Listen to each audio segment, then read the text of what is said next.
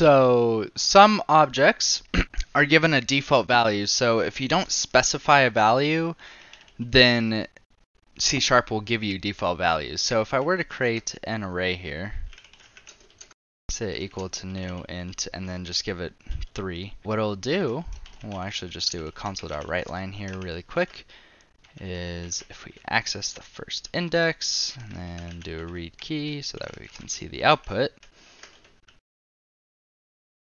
is the default value will be 0 for all indices of this array. And so here are the default values of types. All reference types, which includes objects and basically any classes, will be given a default value of null.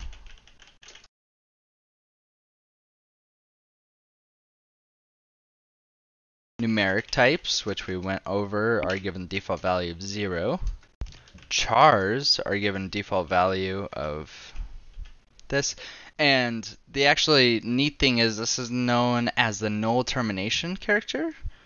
Maybe I made up that phrasing, but basically this is actually at the end of every string that you see.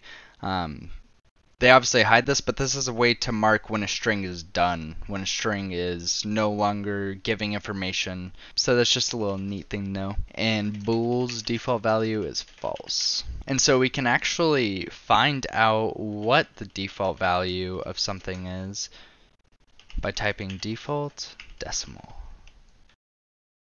And this will allow us to find out what the default value is.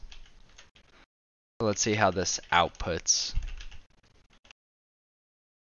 And again, we know that this should output 0, maybe a 0.0. No, it's just a 0. So for all numeric types, no matter what, it'll always be a 0. So that's a neat little thing that's built in C#.